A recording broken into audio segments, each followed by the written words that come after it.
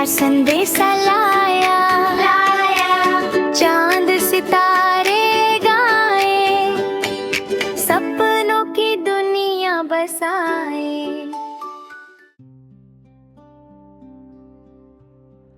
Hello बच्चों, कैसे हो आप? आज आपके कहानी वाले मामू आपके लिए एक नई कहानी लाए हैं जिसका शीर्षक है सपनों की मिठाई नगरी।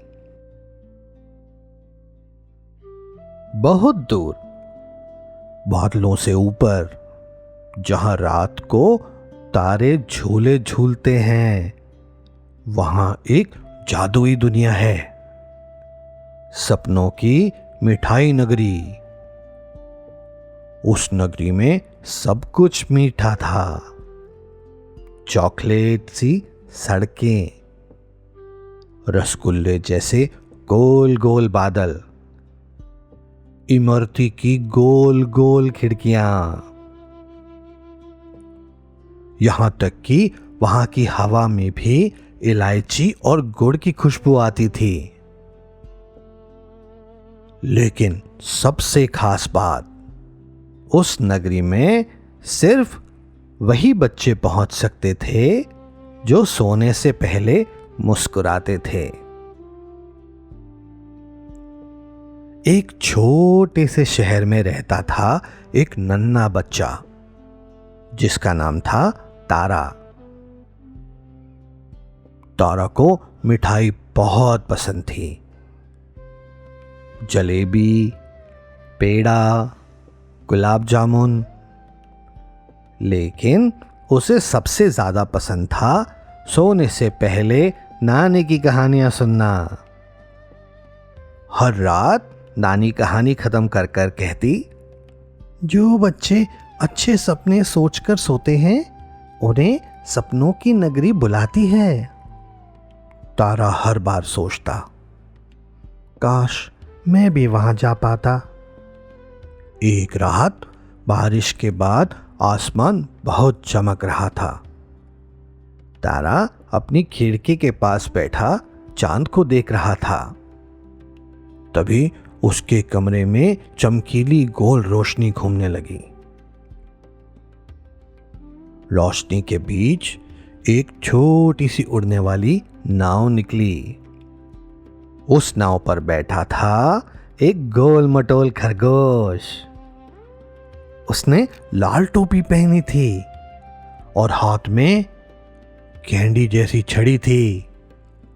वह बोला, नमस्ते तारा, मैं हूं मिठाई नगरी का डाकिया खरगोश।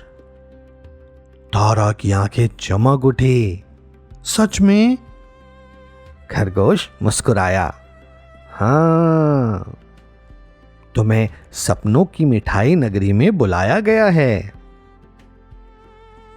तारा धीरे धीरे उड़ने वाली नाव में बैठ गया। जैसे ही खरगोश ने छड़ी घुमाई, नाव आसमान में उड़ने लगी।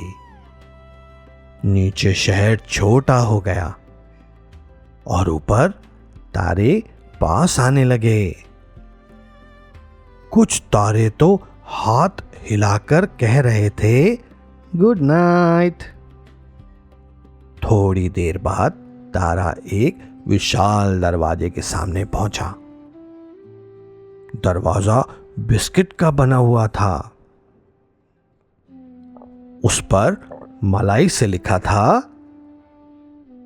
सपनों की मिठाई नगरी में आपका स्वागत है। और फिर देखते ही देखते दरवाजा खुल गया और तारा की आंखें हैरानी से गोल हो गईं।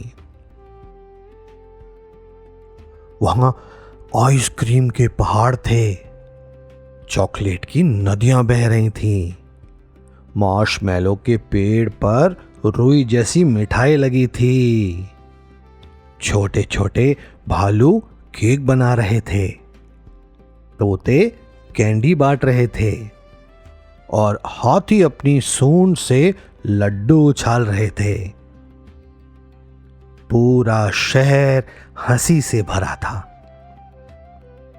तभी एक बड़ी सी घंटी बजी और खरगोश बोला, ओह, लगता है मिठाई उत्सव शुरू होने वाला है। तारा खुशी से उछल पड़ा। शहर के बीचों बीच एक बड़ा मैदान था। वहां प्रतियोगिता हो रही थी। सबसे प्यारी मिठाई बनाओ। तो कोई इंद्रधनुष वाली बर्फी बना रहा था, कोई चमकती जलेबी। तभी खरगोश ने पूछा, तारा, क्या तुम भी कुछ बनाना चाहोगी? तारा थोड़ा घबराया, लेकिन मुझे बनाना नहीं आता। खरगोश मुस्कुराया। यहां दिल से बनाई चीज सबसे खास होती है। तारा सोचने लगा। फिर उसने छोटे छोटे बिस्किट लिए, उस पर मलाई लगाई और ऊपर रंग बिरंगे तारे बना दिए। उसने उस मिठाई का नाम रखा मुस्कान वाली मिठाई। जब सबने उसे खाया तो सबके चेहरे पर मुस्कान आ गई। भालू हंसने लगा, तोता नाचने लगा, यहां तक कि बादल भी खिलखिलाने लगे।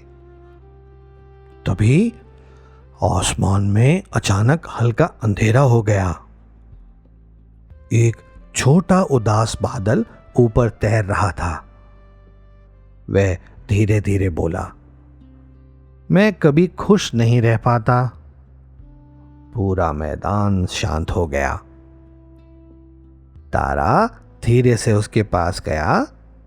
उसने अपनी मुस्कान वाली मिठाई का छोटा टुकड़ा बादल को दिया। लो, इसे खाओ। बादल ने डरते डरते मिठाई खाई और फिर उसका रंग धीरे धीरे चमकने लगा। वह हंस पड़ा।